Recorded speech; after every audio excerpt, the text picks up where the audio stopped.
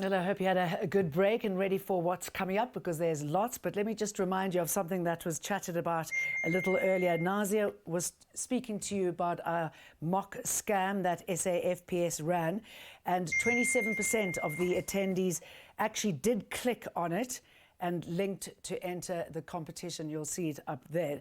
So I just want to let you know that luckily for you, you haven't been fished, but just have been put up in the running so that you will be entered for the lucky draw. But just remember that you've got to stay tuned in order for that to happen. So good news, you haven't been fished, but have now an opportunity to win a prize.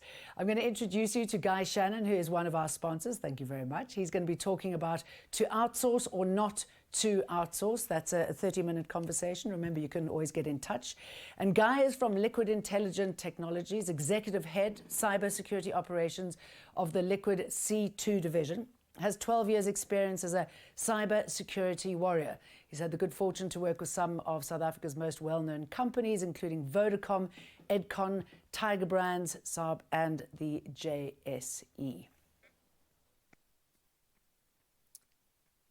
Right. I would like you to meet Cami Rita, who is a Sherpa. And a Sherpa basically is a person that lives in Nepal and has had many years to get acclimatized to the very tough and cold and oxygen-deprived environment around the Himalaya mountains.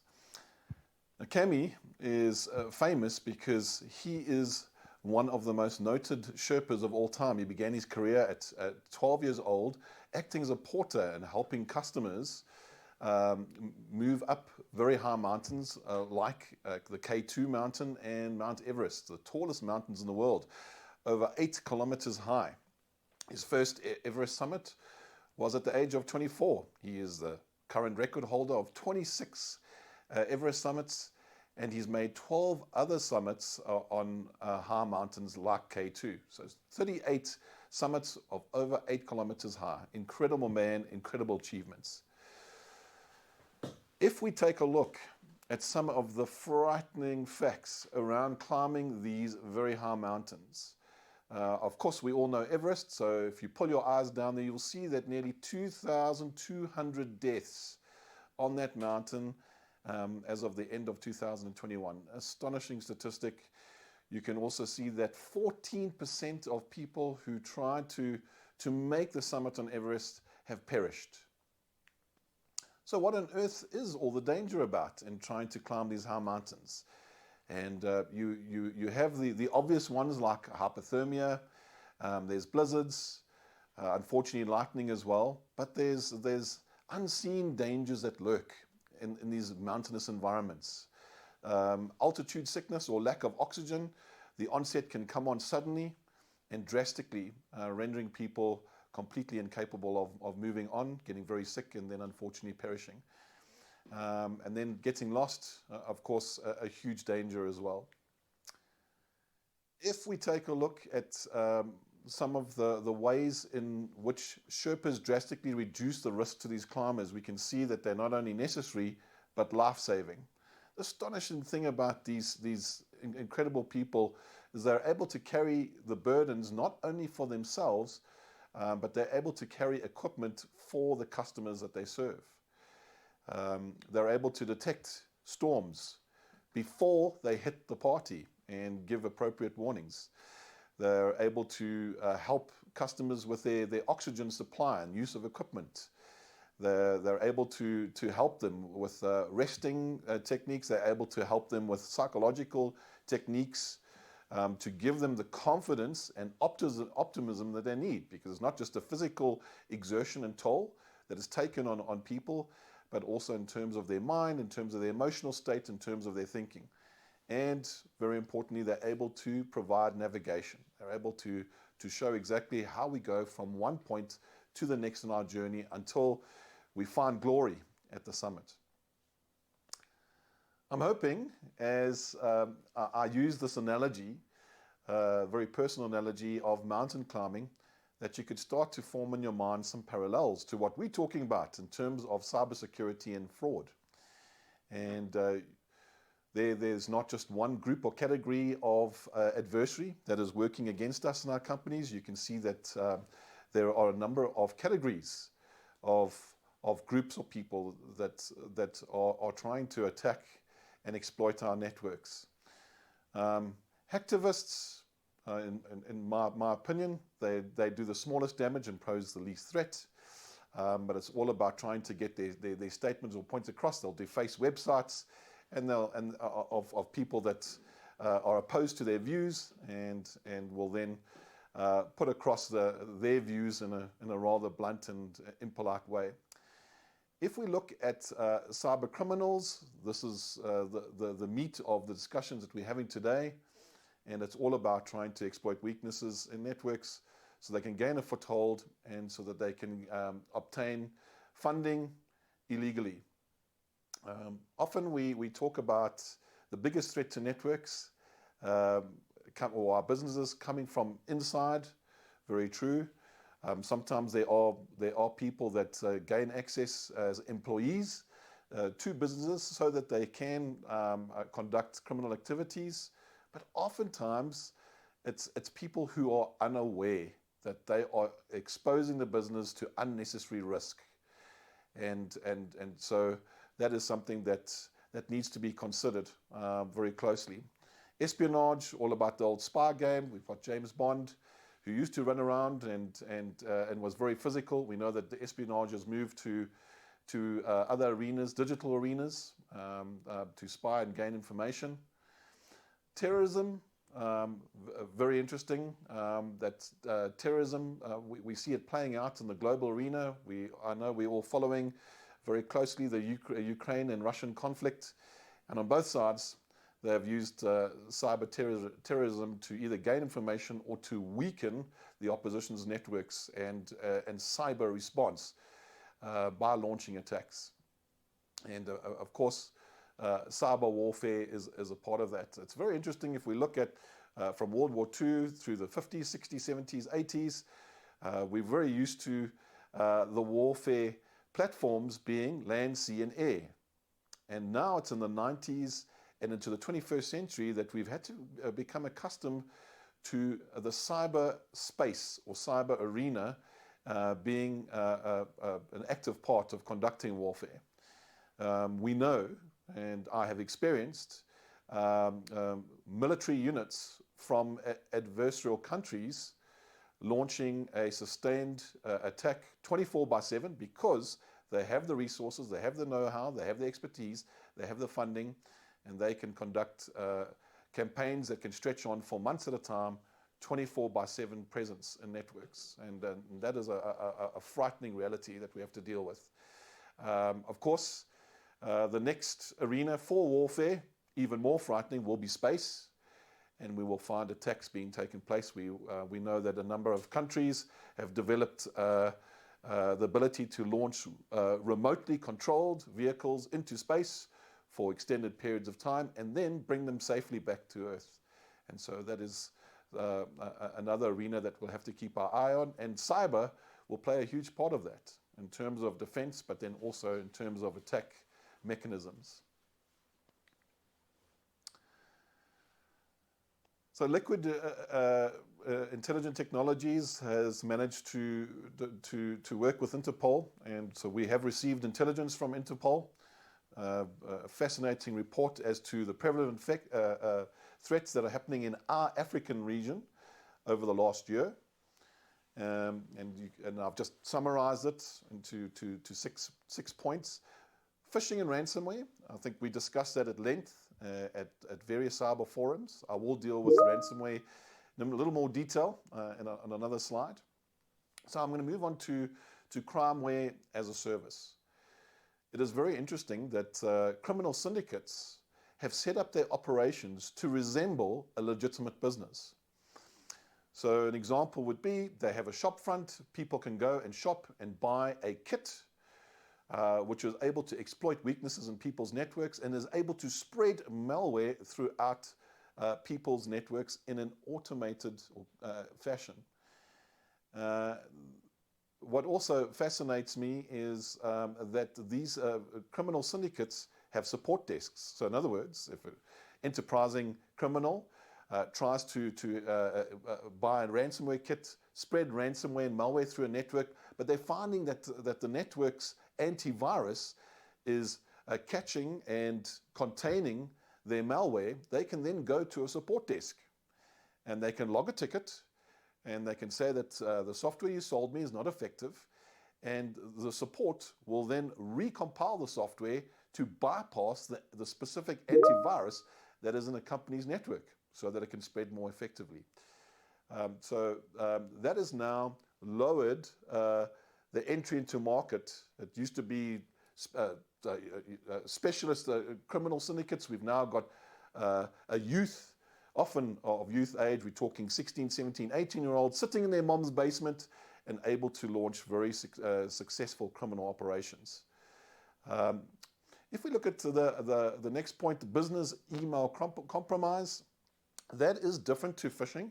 What it's referring to is able to exploit a weakness in a mail delivery system, like your Microsoft Exchange, and is able to then insert itself into the mail delivery process. And so people are then able to masquerade as your company and are able to send mails from legitimate company addresses to people, giving them the very real impression that they are receiving a mail, for instance, from a chief financial officer in your company, giving them instructions to transfer a certain amount of money to a bank account which the criminal syndicates control. And this happens on a regular basis, and obviously in Africa it's affecting us as well. If you take a look at banking Trojans and stealers, so basically a quick explanation on a Trojan. It refers to that Greek bit of mythology where we had the people of Troy building a very strong and fortified region in the mountains that enemies couldn't really attack. So we had the Spartans. They made a large wooden horse, which they offered to the people of Troy as a gift. What they didn't know is that there were a number, hundreds of Spartan specialized warriors inside the horse. The horse was wheeled into the city, gladly accepted this gift, and at night the Spartans were able to jump out the horse and attack the people of Troy from within. Trojan usually passes as something useful. Let's say it's like a new screensaver of a particular band that you like. You download it and you execute it, and you think, what a wonderful gift. It is free after all.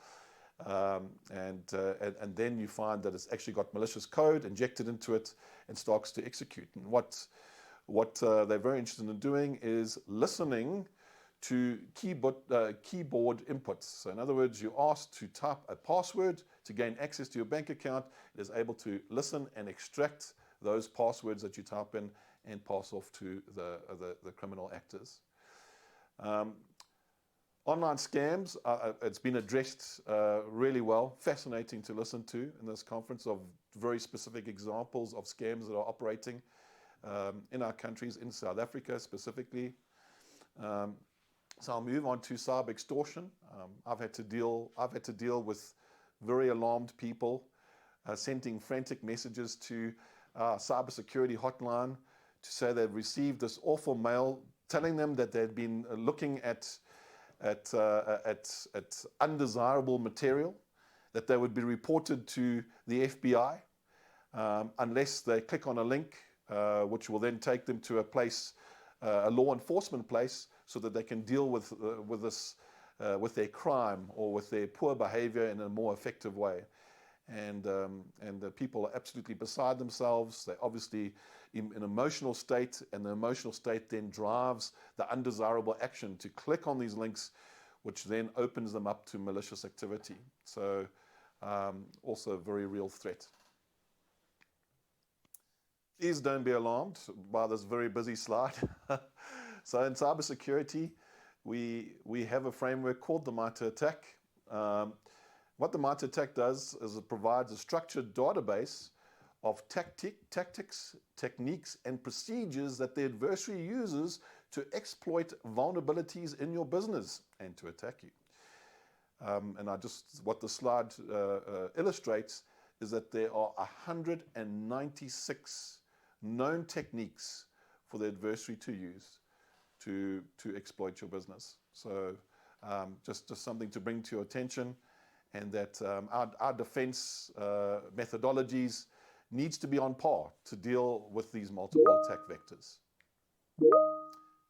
In the discussions with my team at Liquid, in the discussions with the team at Liquid, they did ask that I provide some context on ransomware, as it is a very prevalent threat in our landscape.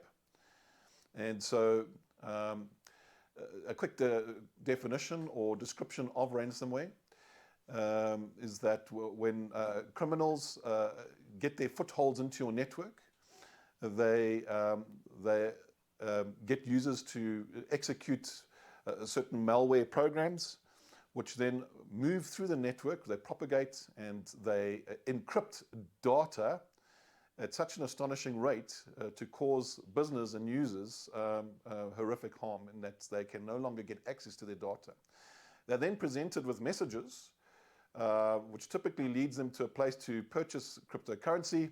It gives contact details where they can reach out to criminal syndicates on specialized web browsers called Tor browsers.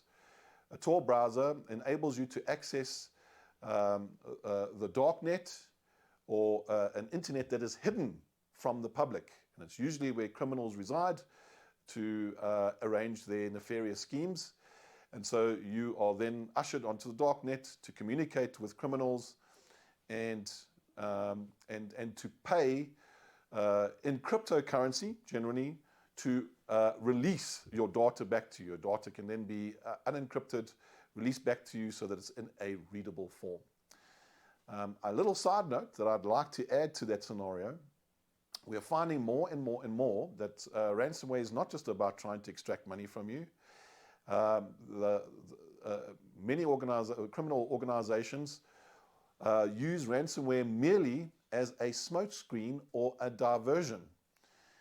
They want your cybersecurity teams, your security operations teams, and your IT teams to be so focused on the ransomware and containing it and dealing with it that you're not noticing that they are exfiltrating valuable data out of a network.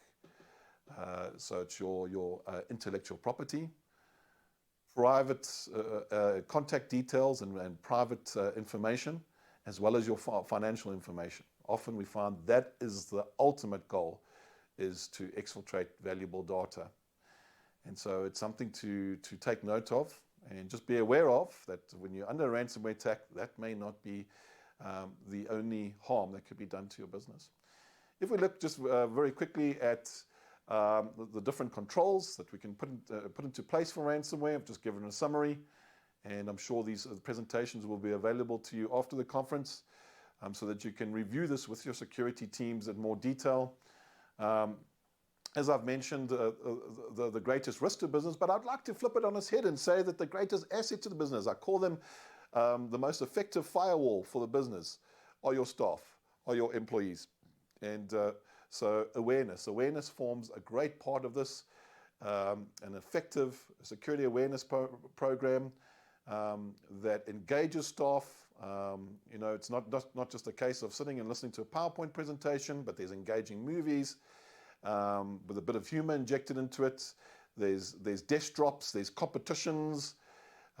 There's just that human element to entice your employees to engage effectively in these kind of programs. And then, of course, you've got exams. You've got a learning management system that will present exams, that will measure people's engagement, but also their understanding of the security awareness principles that have been given to them.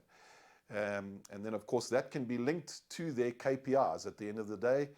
And as soon as you've got these elements in the KPIs that affects people's earnings and standings in the organization, It's another, just a way to hook and get incredible buy-in from the staff that you need. Monitoring, absolutely. That's going to be the core focus of the next part of my presentation. It's all about monitoring 24/7, having a security operations center or SOC that can provide that functionality for you. There's of course other means of monitoring, threat intelligence being a huge component now of having an effective monitoring system. We've got a user interface, so it's all about the user locking down machines so that they can only perform what they need to do in their jobs, and not being able to install any application that they want to install. Taking huge care around USB drives. We found that USB devices are able to propagate. They're like the Wild West. They're not really governed. People go home, they meet a friend. The friend says, here's some movies, here's a great program I have. Why don't you put it on your disk? And then, of course, that is then brought onto a work machine, work laptop. And we find that is a huge vector for malware to spread through a network. And so that needs to be tightly controlled. And of course, the applications that are able to run in your machines, we have application monitoring and also application management systems that can do that for you. And very, very, very importantly, we have antivirus. In the same breath, I'm going to mention something called an EDR, which is endpoint detection response. That is what I can refer to simply as antivirus 2.0. We find that antivirus relies on signatures from the provider, which is just a way, it's a fingerprint that is able to detect certain malicious files. But if you've got a million malicious files being created every day, signatures have a hard time to keep up. And so EDR looks at behaviors on your system as well. You can say, oh, this behavior is very suspicious. Let's hold on the execution of this program until we can verify that it is safe, and then we'll let it run. So that's also very, very important. Around our perimeter, everyone knows about firewalls. And so just a little extra to add, if you do have a firewall system, very important to have what's called an intrusion prevention system enabled on your firewall. And that will look at methods or techniques that an attacker will use to try and exploit weaknesses across your firewall, across your network. And so that is an enhanced protection that you can look at doing. DDoS stands for distributed denial of the service attack, highly prevalent.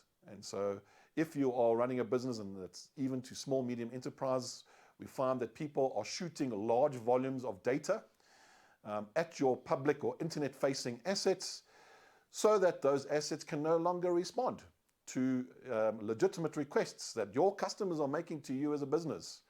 We are finding that that is increasing in volume and scale and in capability. And so very important that you either implement this control or you find a partner who can sit with you and help you implement this control to prevent that loss or outage in your business.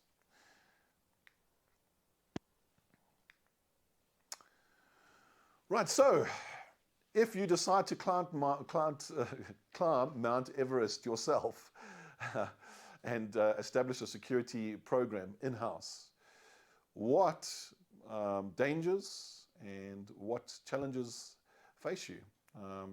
Well, the very obvious one is it's a huge investment.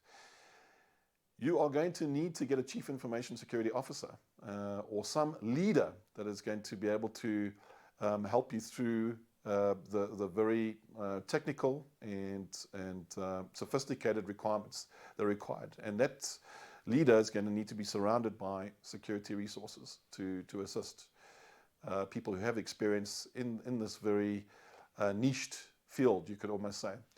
Often what organizations do is they utilize existing IT departments who have full workloads, who are not ideally trained, and they say, well, you're dealing with servers, you're dealing with databases, you're dealing with networks. Here's an antivirus server.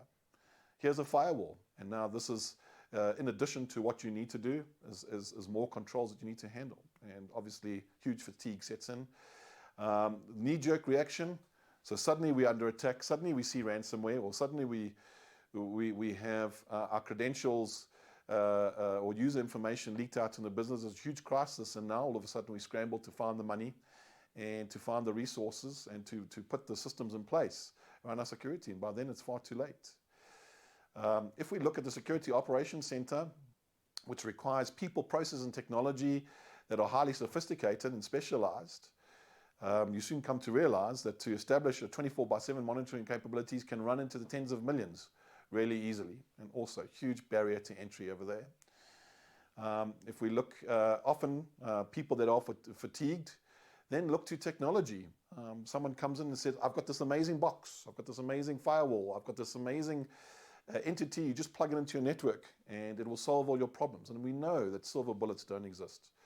And often just because executive management are so overrun, they will say this is perfect, cut down on the amount of meetings and due diligence I need to do, and I'll rely on this technology. And then they're very disappointed to find the technology fails them. People and processes are even more important in a lot of cases than technology.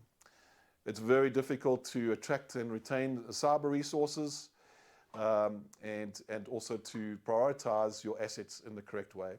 And oftentimes as a business, we operate as a silo. This is what we know. This is our business arena. This is our country we operate in. And the blinkers go on. And of course, we know now that the world is incredibly small in terms of cyber and digital, and global and national threats need to be part of our security strategies as well. If we look at partnering with a security Sherpa, as we'd like to say, someone that is able to pick us up and bolster us, you can see the first thing that we do if we go into an environment and we're invited as a trusted advisor is do an as-is security assessment and strategic review. And then we're able to provide a priority plan on how we can take very limited budgets, very limited resources, and then focus on priorities. So, of course, with the security operations centers that we've opened throughout Africa, we're then able to offer to customers a subscription model based on a monthly payment. We take care of the resourcing, the licensing around the various technologies, and provide effective world-class processes and 24/7 monitoring. So all of that headache taken care of to our customers, and as we said, it's consolidated into monthly subscription and pay as you go, in a sense, as needed basis. Very, very important is that we've got actionable intelligence. So we've got global intelligence that flows through into the Security Operations Center, and that is then passed on to the businesses. So world-class Security Operations Center is able to conduct what's called a threat hunt. It's taking threat intelligence, then searching through the business for the weaknesses and exploits that are on that threat intelligence manifest, and then give very specific customized reports detailing what customers should do to close off and remediate vulnerabilities in their networks. Something that we also do as a telecom is that we partner with a national communications forum called Comrec, and so we're an active stakeholder, so we are able to share intelligence with other telecommunications companies, and we're also able to share high-level processes and techniques and ways in which we can protect not only our own infrastructure, but also our customers and partners. So that is a very exciting initiative that we're involved with.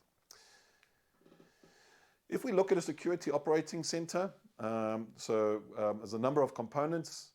Basically, you have a number of logs flowing from various devices, and it gets taken care of by an engine called a Security Information and Events Management System, or SIEM. And in the middle, you'll see that there's a number of cogs to a SIEM. And what a SIEM is able to do is take those various logs and then is able to compile a story of risk for you to address or act on. I'll give you a quick example. If you find that a server, it's an application server, it's got a lot of data, it's sensitive to your business, it's critical to your business, and the antivirus on that server picks up some malware. The antivirus then reports back to the SIM and says, well, the malware was taken care of. But at the same time, you then find a communications channel is open through the internet to a server in China, which is unrecognized and has then been noted by global threat intelligence to say it is part of criminal alerts. Obviously, you then view that situation in a much different light. So you go from, okay, this is interesting, I must watch the antivirus, to I need to jump into my F-18 Hornet fighter jet and fly at Mark II to contain and remediate this threat. And so a SIM plays that vital part at giving you the story and the visibility you need in your business. A lot of people ask, okay, so where to in terms of evolution of your SOCs? What are the next steps to make it better and more effective? And so my response to that is artificial intelligence and automation. Artificial intelligence in a very scary fashion is being used by criminal enterprises to gain a foothold. They're able to automatically exploit weaknesses in your company and using automated intelligence software that then reports back to the shepherds that are looking for weak servers exposed to the internet and tells them, here's your server, it's exploited, it's ready to go. So how do we respond to that? Artificial intelligence. And so we are looking at using the technology that is a buzzword at the moment from ChatGPT, and we're leveraging technology through Microsoft's what they call Copilot software, where you are able to make requests of the software for certain information, is able to then give you that information in real time. And we're using that as virtual operators in our security operation centers. Right, if you look at SOC services, you'll see 6 points around why they're not only a must-have, but in order for your business to survive in our current environment, we need to have continual visibility and situational awareness. We need to have rapid response in real time, not days, not even hours, but minutes and seconds.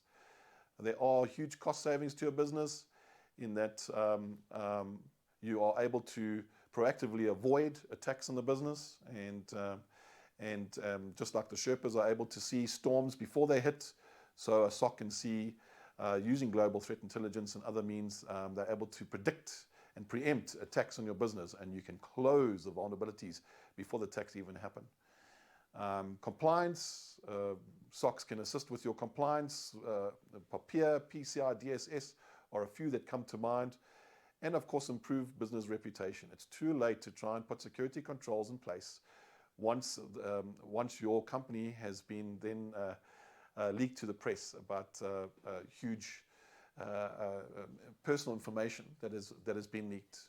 Then your reputation takes a huge hit, and customers are reluctant to do further business with you.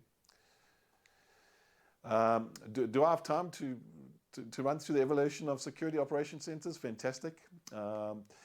So we take a look here, and we see how security operation centers started. They started as network operation centers.